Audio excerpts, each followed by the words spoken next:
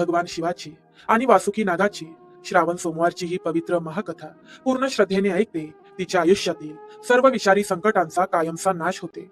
घरात शिरलेली कोणतीही नकारात्मक शक्ती, नजरदोष किंवा साडेसाती महादेवांच्या क्रोध अग्नीत एका क्षणात भस्मसात होते आणि मनातील सर्व इच्छा पूर्ण होतात. ही कथा आपले मोठे पाप, भोग संपवून महापुण्य प्राप्त करून देते. ही कथा ऐकणाऱ्या भक्ताच्या आयुष्यातील दुःख, आजारपण आणि अपयशाचे विष महादेव स्वतः पिऊन घेतात आणि माता पार्वतीच्या कठोर तपश्चर्येचे श्रवण केल्याने घरात कधीही अन्नाची आणि पैशाची कमी पडत नाही. पण लक्षात ठेवा, या कथेचे हे अद्भुत फळ तुम्हाला तेव्हाच प्राप्त होईल जेव्हा तुम्ही ही कथा एकाग्रतेने आणि शेवटपर्यंत ऐकाल. मध्यभागी सोडून दिलेली कथा फळ देत नाही. त्यामुळे तुमच्या संकटांचे डोंगर कायमचे दूर करण्यासाठी ही कथा अजिबात स्किप करू नका. शेवटपर्यंत ऐकत राहा की स्वतःसोबत इतरांचेही भले व्हावे, यासाठी ही कथा तुमच्या व्हॉट्सअप ग्रुपवर आणि प्रियजनांना नक्की शेअर करा. तुमच्या एका शेअरमुळे एखाद्या दुःखी व्यक्तीला मार्ग मिळाला तर त्याचे सर्वात मोठे पुण्य तुम्हालाच लागेल. जर तुम्हाला आज याच क्षणी महादेवांचा आणि माता पार्वतीचा कृपा आशीर्वाद प्राप्त करायचा असेल तर कमेंट बॉक्समध्ये अत्यंत श्रद्धेने हर हर महादेव, जय शिवशक्ती नक्की टाईप करा. या व्हिडिओला लगेचच लाईक करा. आता आपले डोळे शांतपणे बंद करा, एक दीर्घ श्वास घ्या आणि तुमचे भाग्य उजळवून टाकणाऱ्या या दैवी कथेचा अनुभव घ्या. अनादी काळापासून ही सृष्टी अनेक रहस्ये आणि चमत्कारांनी भरलेली आहे. काळोखातून प्रकाशाकडे नेणारी, नैराश्यातून आशेचा किरण दाखवणारी आणि मानवी मनाला अपार शांती देणारी ही एक अशी दिव्य कथा आहे जी ऐकताना साक्षात ईश्वराच्या अस्तित्वाची प्रचिती येते. तुमचे सर्व विचार बाजूला ठेवा, मन अगदी शांत करा, एक दीर्घ श्वास घ्या आणि स्वतःला त्या पुराण काळात घेऊन जा, जेव्हा स्वर्ग लोकात केवळ सुख, शांती आणि ऐश्वर्याचे साम्राज्य होते. स्वर्ग जिथे कधीच सूर्यास्त होत नव्हता, जिथे दुःखाची, चिंतेची किंवा आजाराची पुसटशी छायाही पडत नव्हती. माता लक्ष्मीच्या असीम कृपेने देवराज इंद्राची अमरावती नगरी सोन्यासारखी झळाळत होती. कल्पवृक्षाच्या फुलांचा स्वर्गीय सुवास आणि अप्सरांच्या नृत्यातील घुंगरांचा मधुर आवाज संपूर्ण वातावरणात एक चैतन्य निर्माण करत होता. देवराज इंद्र आपल्या ऐरावत या पांढऱ्या शुभ्र आणि विशाल हत्तीवर स्वार होऊन त्रैलोक्यावर राज्य करत होते. त्यांच्या चेहऱ्यावर एक प्रचंड गर्व होता. आपण सर्व सत्ताधीश असल्याचा, कोणालाही न जुमानणारा तो अहंकार होता. पण काळाचे चक्र नेहमीच फिरत असते. संपत्ती आणि सत्तेचा गर्व हा देवांचाही विनाश करू शकतो, हा निसर्गाचा शाश्वत नियम आहे. एके दिवशी त्रैलोक्यात संचार करणारे, अत्यंत कडक शिस्तीचे आणि तितकेच रागीट स्वभावाचे महर्षी दुर्वास हे स्वर्ग लोकाच्या दिशेने येत होते. त्यांच्या गळ्यात एक अत्यंत दिव्य, सुगंधी आणि कधीही न सुकणाऱ्या पारिजातकाच्या फुलांची माळ होती. ती माळ त्यांना साक्षात एका विद्याधराने अत्यंत श्रद्धेने दिली होती, जिच्यामध्ये साक्षात ईश्वरी अंश दडलेला होता. महर्षी दुर्वास जेव्हा इंद्रासमोर आले तेव्हा त्यांनी ती दैवी माळ देवराज इंद्राला एक महान आशीर्वाद म्हणून दिली. इंद्राने ती माळ स्वीकारली खरी, पण सत्तेच्या आणि ऐश्वर्याच्या धुंदीत त्याने त्या माळेचे पावित्र्य ओळखलेच नाही. त्याने ती माळ अत्यंत बेफिकीरपणे आपल्या ऐरावत हत्तीच्या सोंडेवर ठेवली. हत्ती तो, त्याला त्या दैवी फुलांच्या सुगंधाची आणि भक्तीची काय जाण. त्या माळेचा तो अत्यंत तीव्र आणि स्वर्गीय सुगंध ऐरावताला सहन झाला नाही. त्याने आपली सोंड जोरात झटकून ती माळ खाली जमिनीवर पाडली आणि पुढे चालताना त्या दैवी माळेला आपल्या अजस्त्र पायाखाली तुडवले. हे भयंकर दृश्य पाहताच महर्षी दुर्वासांच्या डोळ्यातून साक्षात क्रोधाग्नी भडकला. रागाने त्यांच्या शरीराचा थरकाप उडाला. ज्या माळेत साक्षात ईश्वरी तत्व होते, देवी लक्ष्मीचा वास होता, तिचा असा घोर अपमान महर्षींना सहन झाला नाही. अरे गर्विष्ठ इंद्रा! त्यांचा हा आवाज आकाशातील ढगांच्या गडगडाटासारखा आकाशात घुमला. ज्या संपत्तीच्या आणि सत्तेच्या अंध अहंकारामुळे तू या दैवी प्रसादाचा आणि माझा अपमान केलास, ती तुझी सर्व संपत्ती, तुझे हे सोनेरी ऐश्वर्य आज याच क्षणी नष्ट होईल. तुझा हा स्वर्ग श्रीहीन होईल, म्हणजेच लक्ष्मीहीन होईल. तुमचे सर्व तेज, तुमचे सर्व सामर्थ्य आजपासून कायमचे लयास जाईल. आणि तो भयंकर शाप उच्चारला जाताच क्षणात सर्व काही बदलले. स्वर्गातील तो सोनेरी सुवर्ण प्रकाश अचानक विझू लागला. हिरवेगार कल्पवृक्ष एका क्षणात सुकले. अप्सरांचे नृत्य थांबले आणि वाद्यांचे स्वर कायमचे हरवले. स्वर्गात एक भयानक, अंगावर काटा आणणारी शांतता पसरली. माता लक्ष्मी, जी संपत्ती, वैभव आणि सकारात्मक ऊर्जेची देवता आहे, तिने त्याच क्षणी स्वर्गाचा त्याग केला आणि ती अज्ञात ठिकाणी जाऊन गुप्त झाली. स्वर्गातून माता लक्ष्मी जाताच देवांच्या चेहऱ्यावरील तेज नाहीसे झाले. त्यांचे शरीर अचानक म्हाताऱ्या माणसासारखे कमकुवत पडले. इंद्राचा तो अभिमानाचा मुकुट निस्तेज होऊन जमिनीवर कोसळला. देवांची ही दुर्दशा आणि कमकुवतपणा पाहून अनेक वर्षे पाताळात दबा धरून बसलेल्या क्रूर दानवांना, असुरांना संधी मिळाली. असुरांचा राजा बळी याने आपल्या राक्षसी सेनेसह स्वर्गावर भयानक आक्रमण केले. ज्या देवांकडे आता ना तेज उरले होते ना शक्ती, त्यांचा दानवांनी अत्यंत निर्दयपणे पराभव केला. देव आपलेच हक्काचे घर सोडून प्राण वाचवण्यासाठी जंगलात लपू लागले. त्यांचे दर्शन घेण्यासाठी ऋषीमुनी हजारो वर्षे तप करायचे, तेच देव आज दरदर करत भटकत होते. त्यांच्यावर अन्ना वाचून तडफडण्याची वेळ आली. संपूर्ण देवलोकात फक्त दुःख, निराशा आणि भयावह अंधार पसरला होता. अनेक वर्षे हा भयंकर वनवास आणि गरिबी भोगल्यानंतर हतबल झालेले, अश्रूंनी भरलेले डोळे आणि थकलेली शरीरे घेऊन सर्व देव अखेर सृष्टीचे पालन करते भगवान श्री विष्णू यांच्या शोधात निघाले. आशेचा एकमेव किरण आता फक्त भगवान विष्णूच होते. अडखळत रडत सर्व देव अखेर वैकुंठात पोहोचले. त्राहिमाम भगवन, त्राहिमाम, आमचे रक्षण करा, आम्हाला या अंधारातून बाहेर काढा, असा हृदयद्रावक टाहो फोडत सर्व देव भगवान श्री विष्णूंच्या चरणांवर कोसळले आणि ओक्साबोक्सी रडू लागले. त्यावेळी क्षीरसागरात शेषनागाच्या शय्येवर विराजमान असलेल्या भगवान श्री विष्णूंनी आपले करुणापूर्ण डोळे उघडले. देवांचा हा अंधार दूर करण्यासाठी ते आता कोणता मार्ग दाखवणार असतील हे ऐकण्यासाठी शेवटपर्यंत आपल्या सोबत राहा. वैकुंठातील तो शांत क्षीरसागर, जिथे शेषनागाच्या विशाल शय्येवर भगवान श्री विष्णू अत्यंत शांत आणि प्रसन्न मुद्रेत विराजमान होते. देवराज इंद्राने हात जोडून आपली व्यथा मांडली आणि रक्षण करण्याची विनंती केली. तेव्हा भगवान श्री विष्णूंनी आपले कमळासारखे अत्यंत तेजस्वी डोळे उघडले. त्यांचा तो गंभीर, शांत आणि मनाला दिलासा देणारा आश्वासक आवाज वैकुंठात घुमला. ते म्हणाले, हे देवगण, जेव्हा गर्वाचा आणि पापाचा अंधार दाटून येतो तेव्हा अत्यंत कठीण संघर्षातूनच प्रकाशाचा जन्म होतो. तुमचे हरवलेले तेज आणि माता लक्ष्मीला परत बोलावण्यासाठी आता तुम्हाला एक प्रचंड मोठे कार्य करावे लागेल. समुद्रमंथन. समुद्रमंथन? इंद्राने आश्चर्याने आणि थरथरत्या आवाजात विचारले. होय, जसे दह्याला घुसळल्यावर त्यातून लोणी बाहेर येते, तसेच या अथांग क्षीरसागराला घुसळल्यावर त्यातून तुमचे हरवलेले सर्व ऐश्वर्य, माता लक्ष्मी आणि साक्षात मृत्यूवर मात करणारे अमृत बाहेर येईल. ते अमृत प्राशन करून तुम्ही पुन्हा अमर आणि शक्तिशाली व्हाल. अमृताचे नाव ऐकताच देवांच्या निस्तेज आणि खोल गेलेल्या डोळ्यात आशेची एक नवी चमक आली. पण श्री विष्णूंचे पुढचे शब्द ऐकून ती चमक एका क्षणात शमली. पण हे कार्य तुम्ही एकटे करू शकणार नाही. तुमची शक्ती आता क्षीण झाली आहे. या अवाढव्य कार्यासाठी तुम्हाला तुमच्या सर्वात मोठ्या शत्रूंची, दानवांची मदत घ्यावी लागेल. जा आणि असुरांचा राजा बळी याच्याशी मैत्रीचा हात पुढे करा. त्यांना अमृताचे आमिष दाखवा. शत्रू समोर हात पसरण्याची, त्यांच्या समोर मान झुकवण्याची कल्पनाच देवांच्या हृदयाला वेदना देत होती. पण दुसरा कोणताही मार्ग उरला नव्हता. आपला सर्व अभिमान गिळून, काळजावर दगड ठेवून देवराज इंद्र आणि इतर देव असुरांचा राजा बळी याच्या पाताळातील दरबारात गेले. त्यांनी बळीराजाला अमृताची आणि अमरतत्वाची कल्पना सांगितली. अमर होण्याच्या लालसेने आणि मोहाने बळीराजाचे डोळे विस्फारले गेले. अमृताच्या लालसेपोटी अनेक युगांचे हाडवैर विसरून दानव देवांना मदत करण्यास तयार झाले. श्री विष्णूंच्या मार्गदर्शनानुसार मंथनासाठी महाकाय आणि अभेद्य असा मंदार पर्वत म्हणजेच रवी घुसळण्याची काठी म्हणून निवडला गेला. श्रीहरी विष्णूंनी स्वतः गरुडावर स्वार होऊन तो अवाढव्य पर्वत एखाद्या फुलासारखा सहज उचलला आणि क्षीरसागराच्या मध्यभागी नेऊन ठेवला. रवी मिळाली होती, पण आता या पर्वताला फिरवण्यासाठी, घुसवण्यासाठी एक प्रचंड मोठी दोरी हवी होती. अशी दोरी जी पर्वताचे घर्षण आणि देवदानवांची प्रचंड ताकद सहन करू शकेल. तेव्हा सर्वांना आठवण झाली ती महाकाय नागराज वासुकीची. वासुकी नाग हा भगवान शिवशंकरांचा अत्यंत लाडका आणि परमभक्त. देव आणि दानव वासुकी नागाला शरण गेले. वासुकी नागाला जेव्हा ही मंथनाची कल्पना समजली तेव्हा त्याला एका क्षणात भविष्याची जाणीव झाली. त्याला माहित होतं की जेव्हा देव आणि दानव मिळून त्याला दोन्ही बाजूंनी अत्यंत क्रूरपणे ओढतील तेव्हा मंदार पर्वताच्या खडबडीत पृष्ठभागाशी घर्षण होऊन त्याच्या शरीराची अक्षरशः चाळण होणार आहे. त्याच्या अंगावरील खवले सुलवटून निघणार आहे आणि त्याला मरणप्राय वेदना सहन कराव्या लागणार आहेत. कोणताही सामान्य जीव अशा भयानक छळाला आणि मृत्यूला तयार झाला नसता. पण वासुकी हा सामान्य नाग नव्हता, तो शिवाचा परमभक्त होता. जर माझ्या शरीराचा त्याग केल्याने आणि वेदना सहन केल्याने या सृष्टीचे कल्याण होणार असेल, जर मृत्यूवर मात करणारे अमृत मिळणार असेल, तर माझ्या प्रभूच्या महादेवांच्या कार्यासाठी मी माझा देह अर्पण करायला तयार आहे, असा अत्यंत निस्वार्थी आणि महान विचार वासुकी नागाने केला. स्वतःच्या प्राणांची पर्वा न करता सृष्टीच्या कल्याणासाठी वासुकीने दोरी बनण्याची महान सहमती दिली. साक्षात प्रकृतीचे दोन विरुद्ध टोक एकाच ध्येयासाठी एकत्र आले. क्षितिजावर एक अत्यंत थरारक आणि अंगावर काटा आणणारे दृश्य उभे राहिले. अथांग आणि रौद्र असा क्षीरसागर, त्याच्या मध्यभागी उभा असलेला आकाशाला भिडणारा मंदार पर्वत आणि त्या पर्वताला विळखा घालून बसलेला महाकाय वासुकीनाग.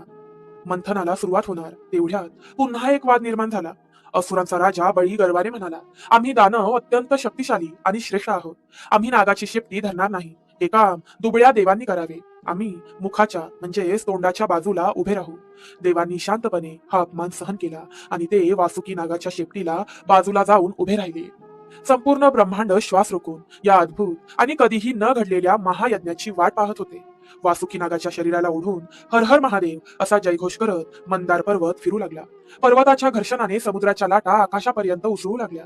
पण हे काय, मंथन सुरू होताच एक भयंकर संकट उभे राहिले. खाली कोणताही भक्कम आधार नसल्यामुळे तो महाकाय मंदार पर्वत समुद्राच्या तळाशी भयानक वेगाने बुडू लागला. समुद्राच्या अथांग आणि अंधाऱ्या गर्तेत तो महाकाय मंदार पर्वत वेगाने खाली ओढला जात होता. त्याला कोणताही आधार उरला नव्हता. पर्वताच्या वजनाने क्षीरसागरात जे भयंकर भोवरे निर्माण झाले, त्यात देव आणि दानव स्वतःला वाचवण्यासाठी धडपड करू लागले. त्यांच्या हातातील वासुकी नागाची पकड सुटू लागली. सर्व आशा, सर्व स्वप्ने आता त्या काळ्याकुट्ट पाण्यात कायमची बुडणार असेच वाटू लागले. मृत्यूचे एक भयानक सावट पुन्हा सर्वांवर घोंगावू लागले. हे नारायण, आमचे रक्षण करा असा काळजाचा ठोका चुकवणारा आर्त टाहू देवांच्या मुखातून बाहेर पडला आणि त्याच क्षणी त्या खवळलेल्या महासागराच्या तळापासून एक अत्यंत प्रखर, डोळे दिपावणारा सुवर्ण प्रकाश वेगाने वर येऊ लागला.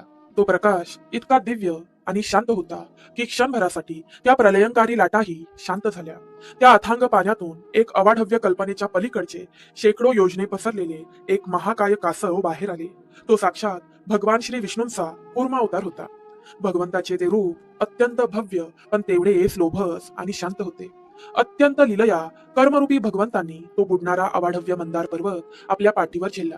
पर्वताला एक भक्कम आणि कधीही न डळमळणारा आधार मिळाला. बुडणारा पर्वत थांबला. संकटाची ती भयावह लाट ओसरली आणि देवदानवांच्या शरीरातून पुन्हा एकदा प्राण फुंकले गेले.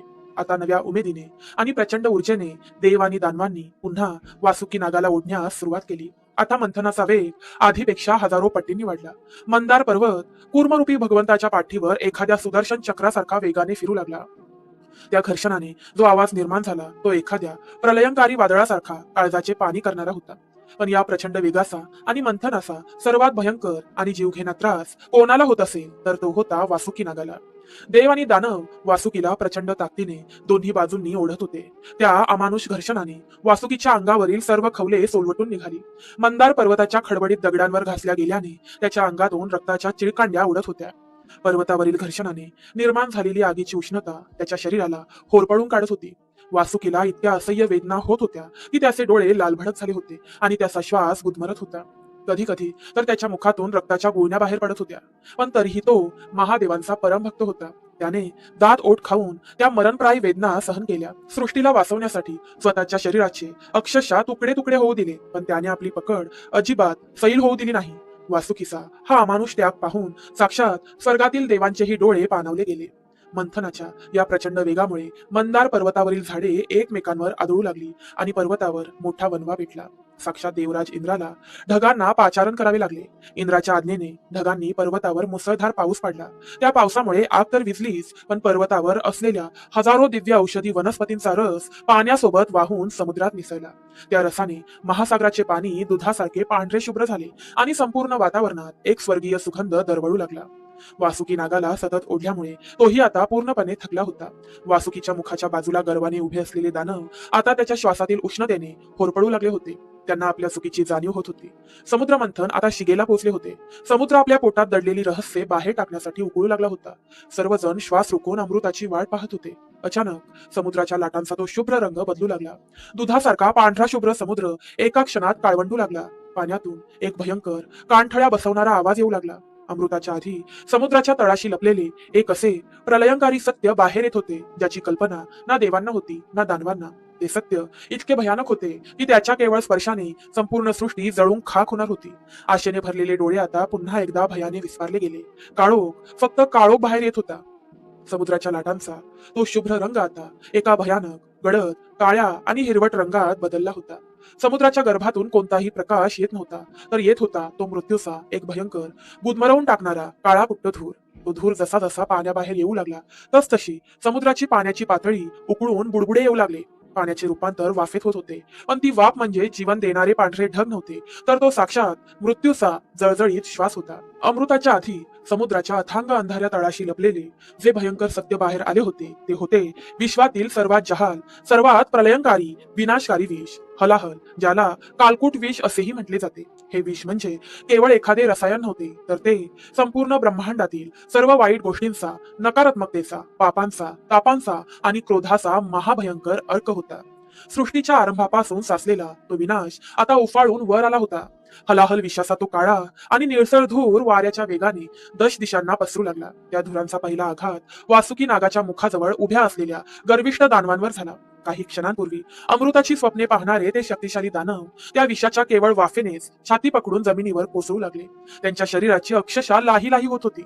महाकाय असुरांचा राजा बळी हा देखील त्या विषाच्या भयानक प्रभावाने मूर्छित होऊन पडला. पण या प्रलयंकारी विषाचा सर्वात भयंकर आणि जीवघेणा आघात कोणावर झाला असेल, तर तो होता आधीच मृत्यूच्या दाढेत असलेला परमभक्त वासुकी नाग. संपूर्ण समुद्र मंथनात दोरीसारखे खेचले गेल्यामुळे वासुकीचे शरीर आधीच सोलवटून निघाले होते.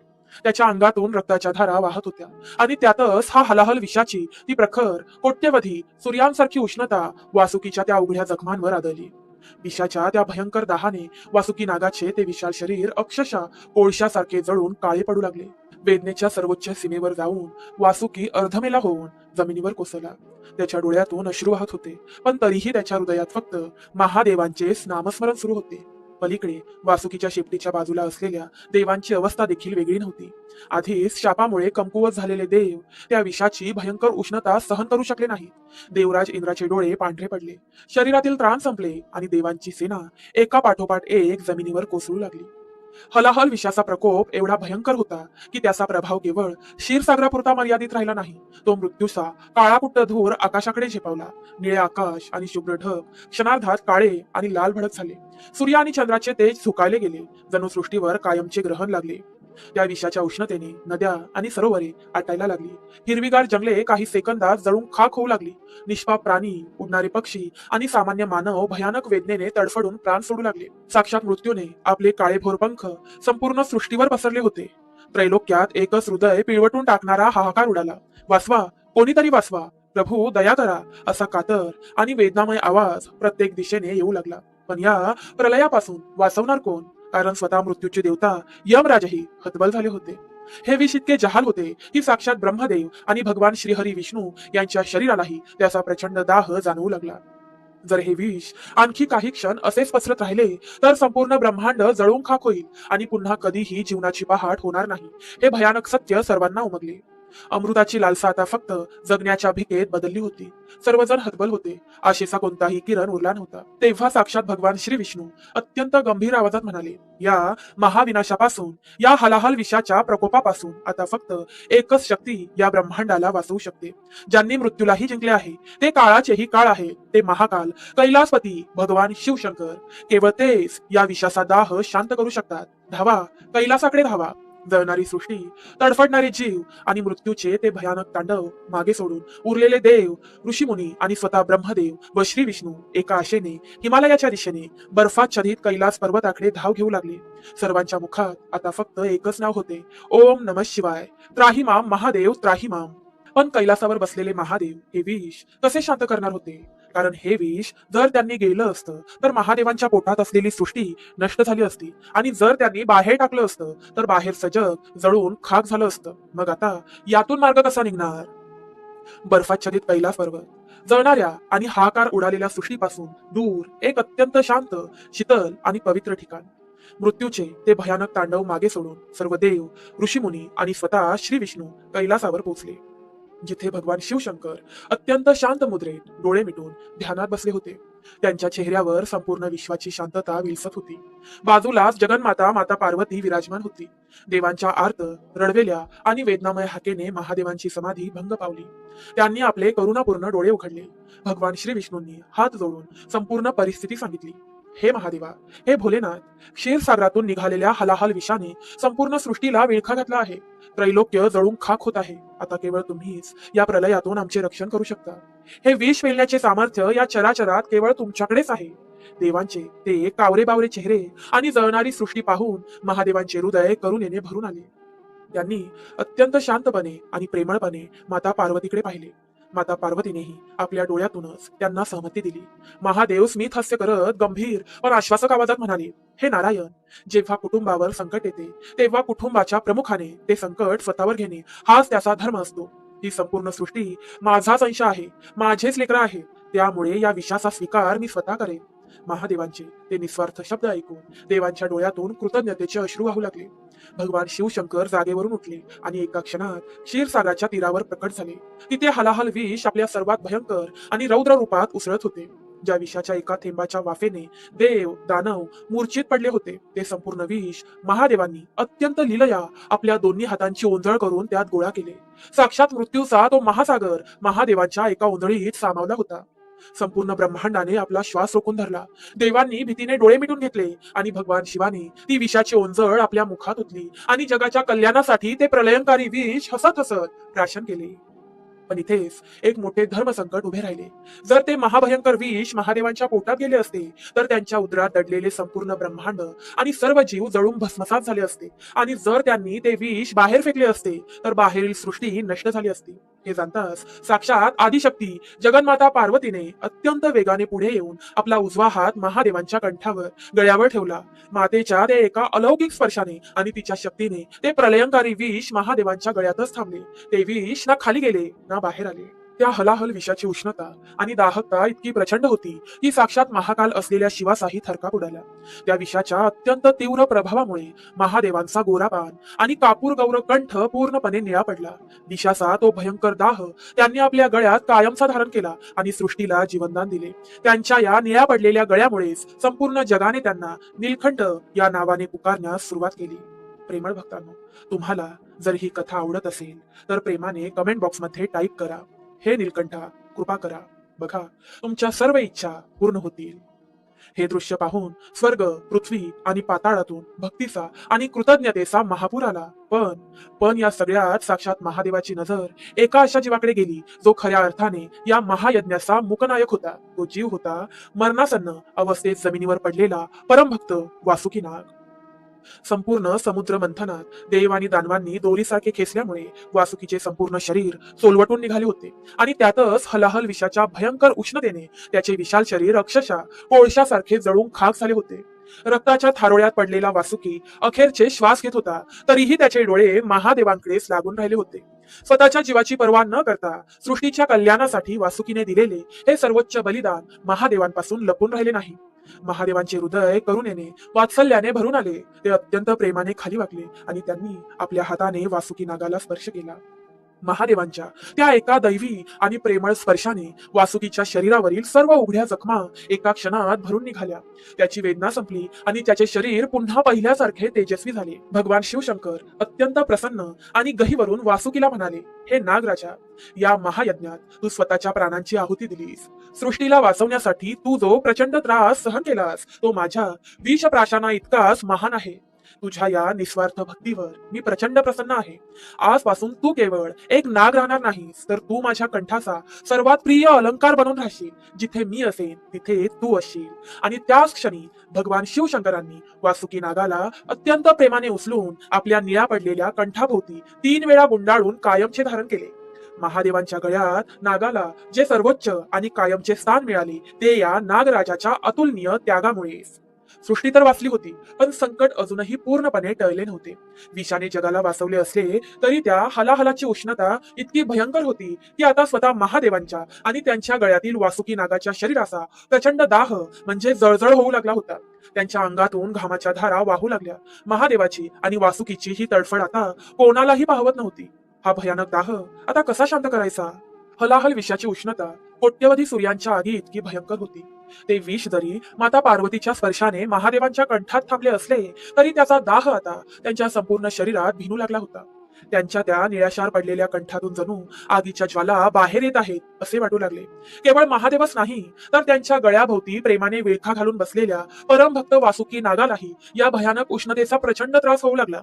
त्या विषाच्या प्रखर दाहाने महादेवांचे डोळे लाल भडक झाले आणि अंगातून घामाच्या धारा वाहू लागल्या. जो महादेव नेहमी अत्यंत शांत आणि बर्फाच्छादित कैलासावर समाधीत असतो, तो आज संपूर्ण सृष्टीला वाचवण्यासाठी भयंकर वेदनेने तडफडत होता. महादेवाची आणि वासुकीची ही अवस्था पाहून माता पार्वतीचे डोळे पाणावले. सर्व देव, गंधर्व आणि ऋषीमुनी काळजीत पडले. कोणत्याही परिस्थितीत आपल्या प्रभूला, आपल्या पित्याला, आपल्या नागराजाला या दाहातून मुक्त करावेच लागेल, हा एकच विचार सर्वांच्या मनात आला. सर्वात आधी महादेवांच्या जटेत वास करणाऱ्या परमपवित्र गंगा मातेने आपला शीतल आणि निर्मळ पाण्याचा प्रवाह त्यांच्या मस्तकावर सोडायला सुरुवात केली. त्यानंतर स्वर्गातून इंद्र, ब्रह्मदेव, भगवान श्री विष्णू आणि सर्व देवतांनी पृथ्वीवरील सर्व पवित्र नद्या, सरोवरे आणि तीर्थक्षेत्रांमधून अत्यंत थंड आणि शुद्ध पाणी सुवर्ण कलशांमध्ये भरून आणले.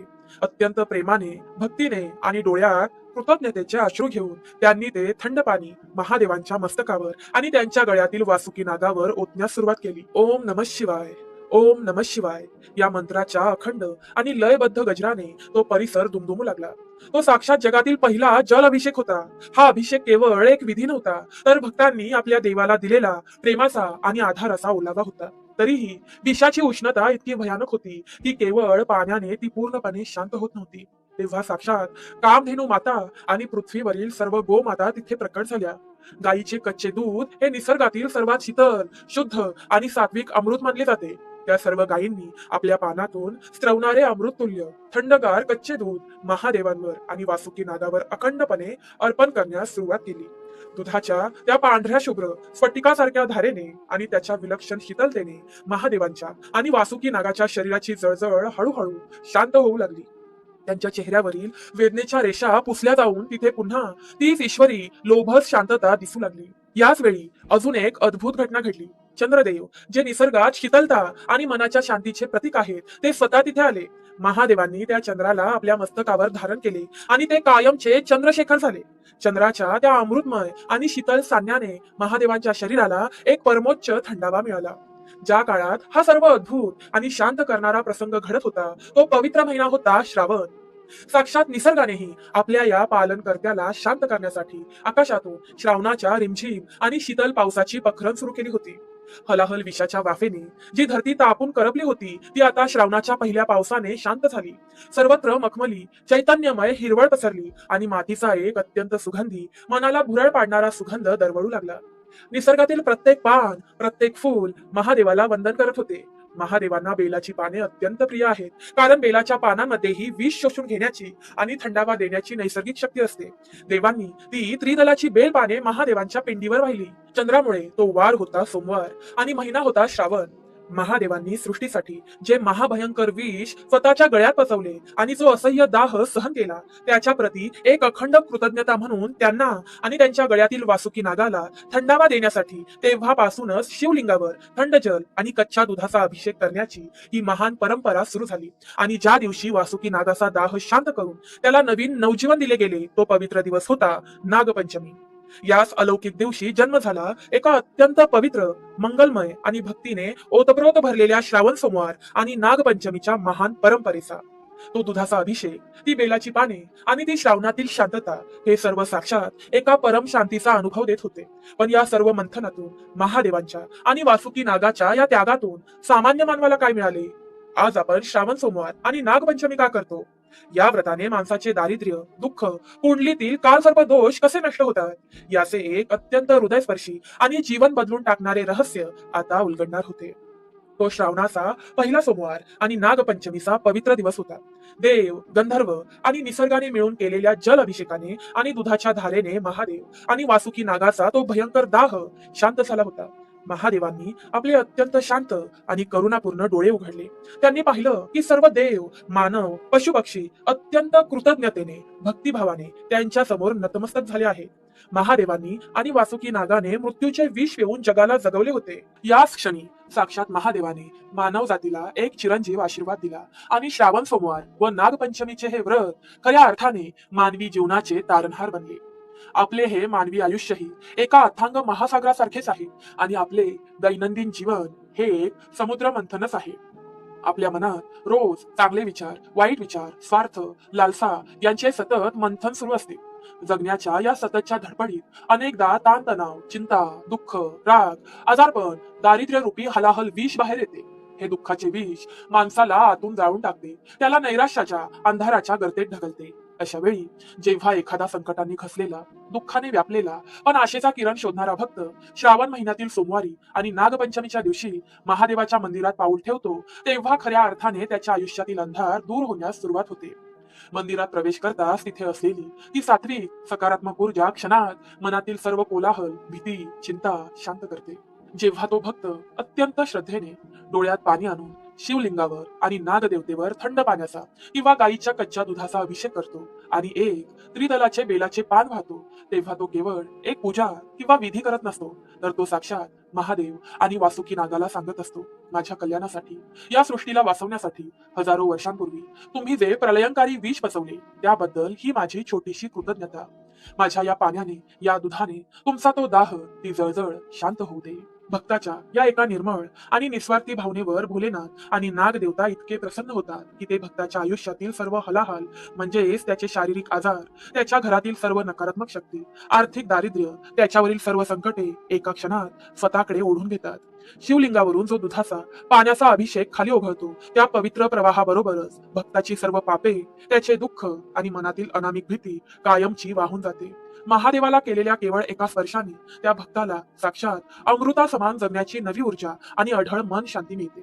विशेषतः ज्या व्यक्तीच्या कुंडलीत कालसर्प दोष आहे, ज्यांच्या प्रत्येक कामात सतत अडथळे येतात, हातात पैसा टिकत नाही, कर्ज वाढत चालले आहे किंवा घराघरात आजारपण असते, अशा व्यक्तीने जेव्हा नागपंचमीला आणि श्रावण सोमवारी वासुकी नागाचे स्मरण करून श्रद्धेने दुधाचा अभिषेक केला, तर महादेव आणि साक्षात वासुकी नाग त्याच्या भोवती एक अदृश्य आणि अभेद्य सुरक्षा कवच उभे करतात.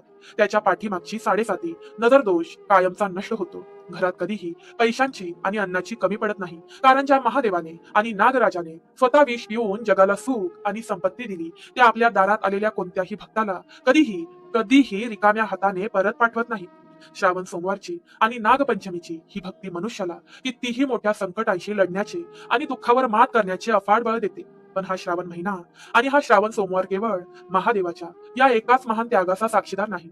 निसर्ग आणि ईश्वराच्या या अद्भुत प्रवासात, याच पवित्र महिन्यात या सृष्टीने प्रेमाची, समर्पणाची आणि अखंड तपश्चर्येची आणखी एक अलौकिक कहाणी पाहिली आहे. एक अशी कहाणी जिने साक्षात वैराग्य मूर्ती शिवाच्या डोळ्यातही अश्रू आणली. एक असा त्याग जो ऐकल्यावर खऱ्या प्रेमाचा, भक्तीचा आणि श्रावण सोमवारचा सर्वात मोठा अर्थ उलगडतो.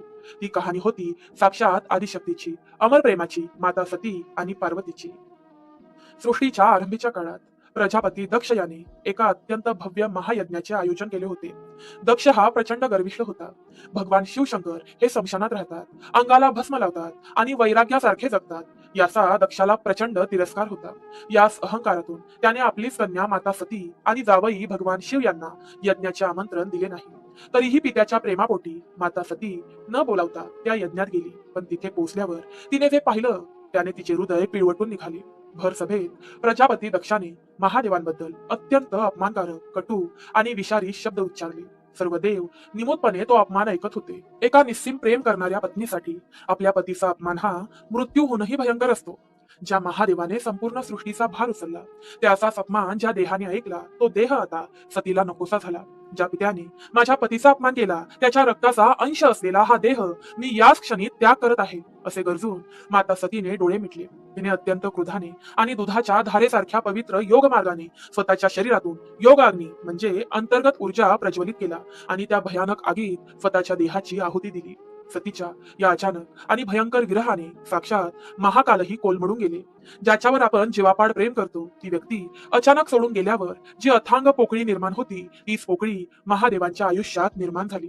क्रोधाने आणि दुःखाने त्यांनी जे प्रलयंकारी तांडव केले त्याने त्रिभुवन हादरले. पण जेव्हा राग शांत झाला, तेव्हा उरला तो फक्त अथांग एकाकीपणा. ते सर्वस्व त्यागून एकांतवासात हिमालयाच्या बर्फाच्छादित शिखरांवर गेले आणि एका अत्यंत सखोल हजारो वर्षांच्या समाधीत वैराग्यात मग्न झाले. सृष्टी पुन्हा एकदा आई विना पोरकी झाली. पण खऱ्या प्रेमाचा अंत कधीच होत नाही, ते फक्त रूप बदलते आणि पुन्हा जन्म घेते. महादेवांना पुन्हा प्राप्त करण्यासाठी माता सतीने पर्वतराज हिमालय आणि माता मैनावती यांच्या पोटी पार्वती म्हणून पुनर्जन्म घेतला. माता पार्वतीच्या जन्मापासूनच तिच्या नसानसात फक्त शिवाचेच नाव होते. जशी जशी ती मोठी झाली, तिच्या जीवनाचे एकच ध्येय बनले, कोणत्याही परिस्थितीत महादेवांना पुन्हा आपला पती म्हणून प्राप्त करणे. पण हे इतके सोपे नव्हते. महादेव आता पूर्णपणे वैराग्यमूर्ती झाले होते. जगाच्या मोहातून मुक्त झाले होते. त्यांच्या समाधीतून त्यांना बाहेर काढणे साक्षात ब्रह्मदेवालाही शक्य नव्हते. तेव्हा माता पार्वतीने एक अत्यंत कठोर आणि अंगावर काटा आणणारा मार्ग निवडला, तपश्चर्या. तिने हिमालयातील राजवाड्याचे सर्व सुख, मखमली बिछाने, सुंदर वस्त्रे आणि सोन्याचे दागिने यांचा एका क्षणात त्याग केला. वल्कले म्हणजे झाडाच्या साली नेसून ती घनदाट हिंस्र श्वापदांनी भरलेल्या जंगलात गेली. तिचा तो संकल्प साधा सुद्धा नव्हता. ऊन, वारा आणि हिमालयातील तो हाडे गोठवणारा, रक्ताचे पाणी करणारा थंडीचा कहर, या कशाचीही पर्वा न करता तिने महादेवाची आराधना सुरू केली. सुरुवातीला तिने फक्त कंदमुळे खाल्ली. नंतर अनेक वर्षे ती फक्त झाडांवरून खाली पडलेली सुकी पाने पर्ण खाऊन जगू लागली. महादेवांच्या ओढीने तिची भूक, तहान पूर्णपणे हरवली होती. पुढे तिने ती सुकी पाने खाणेही सोडून दिले. म्हणूनच संपूर्ण ब्रह्मांड तिला अपर्णा, जिने पानांचाही त्याग केला आहे, या नावाने ओळखू लागले. शेवटी ती केवळ हवेवर जिवंत राहिली. तिचे ते सुंदर कोमल शरीर आता केवळ हाडांचा सापळा बनले होते, पण तिच्या चेहऱ्यावरील तेज आणि डोळ्यातील भक्ती कोट्यवधी सूर्यांपेक्षा अधिक प्रखर होती. माता पार्वतीच्या या कठोर तपश्चर्येचा आणि उपासमारीचा परमोच्च बिंदू आला तो या श्रावण महिन्यात. श्रावणातील अखंड कोसळणाऱ्या पावसात जेव्हा संपूर्ण जंगल पाण्याखाली गेले होते, तेव्हा माता पार्वतीने स्वतःच्या हातांनी माती आणि वाळूची एक पिंड पार्थिव शिवलिंग बनवली. ती त्या शिवलिंगांवर अखंड जल अभिषेक करत राहिली. तिने श्रावण महिन्यातील प्रत्येक सोमवारी कडक निर्जळी उपवास केले. एका क्षणासाठीही तिचे लक्ष विचलित झाले नाही. तिचे डोळे फक्त महादेवाची वाट पाहत होते आणि थंडीने कुडकुडणाऱ्या कोरड्या ओठांवर फक्त ओम नमः शिवाय हाच एक जप होता. तिच्या या निस्सीम, निस्वार्थ, कठोर प्रेमाच्या ऊर्जेने अखेर कैलासावरील बर्फही वितळू लागला.